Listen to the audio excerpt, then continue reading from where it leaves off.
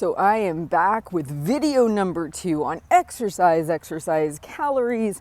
You know, Heather, should I track them? Should I not track them? All these great questions. So this whole conversation you and I have right now got spurred on from an uptick in questions from community members regarding what they should do with their exercise calories, how they should go about tabulating them, all that kind of stuff. And I've got a lot of coaching clients that just maybe after January got into the exercise, wanting to crush it on the Peloton and all that kind of stuff. And I just felt like I was fielding a lot more questions about hunger, around exercise, what to do with those exercise calories. So I thought putting together this video series would be so helpful. So what we talked about yesterday is how the body fluctuates and changes over time. It's not stagnant. It will adjust to your food. It will adjust to your fitness. So tracking your calories for your exercise makes zero sense in my opinion, because over the course of weeks or months, your body's response to that will change. You don't really get a choice. Your body adapts. So I ran a little experiment on myself just to kind of give you a good visual. So I had a nice little Excel spreadsheet. And every day I entered in how many calories I ate. I entered in what my Fitbit said I got for exercise calories. And I charted my weight. And week 1, I ate, and I'm going to do my very best to remember from looking at the spreadsheet. I ate right at 2,098 calories, so just a hair over 2,000. My weight was 153.9 was the average for the week. But my Fitbit said that I burned an average of 2,400-ish calories for that week. So if I had used my Fitbit, which I wear, it's a wearable device, I wear it all day long. It does not rate my heart rate or anything like that, which I find those to be even more unrealistic in my opinion. But had I gone with that and I'd actually eaten to 2,400 calories, I would have more than likely started to see a weight gain on the scale, because that's 400 over what I ate.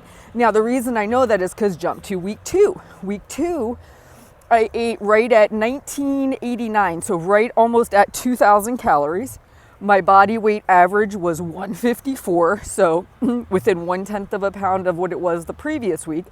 And my Fitbit said that my total daily energy expenditure, including my fitness, and for fitness, I walk, I jump rope, I bike, I strength train, I do all the things. I love exercise.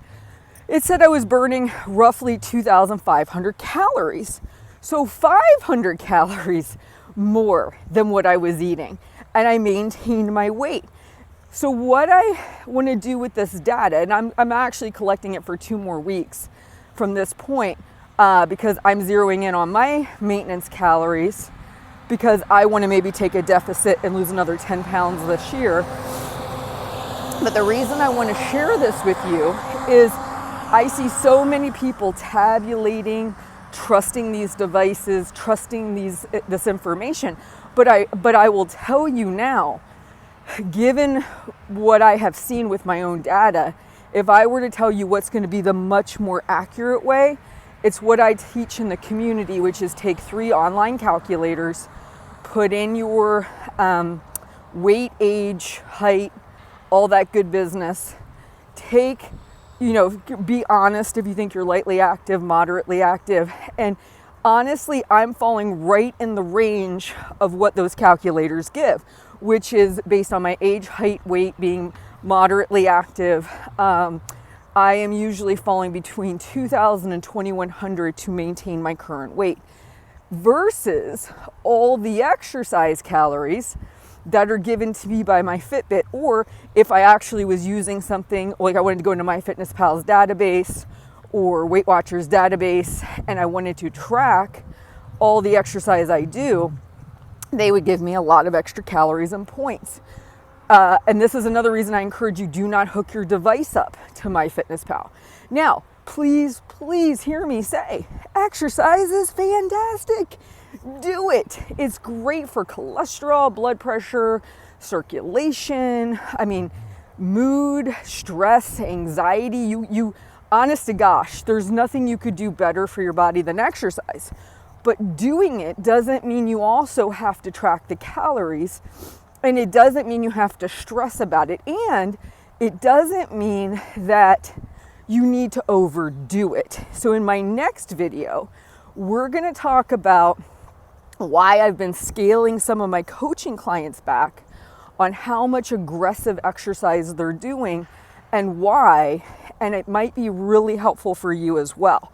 So I'll be back with a third video because I really want to give exercise its fair due here and make sure we're all on the same page. In here, is Heather saying not to exercise? Absolutely not. Heather's just saying try not to make tracking the calories or thinking the calories actually matter as the reason you're doing it. And that may greatly impact what you're doing. I mean, if you're crushing it on the elliptical and you hate the elliptical, but you think it gives you this great calorie burn, you might be like, oh, maybe I could do something else. I like kayaking instead, right?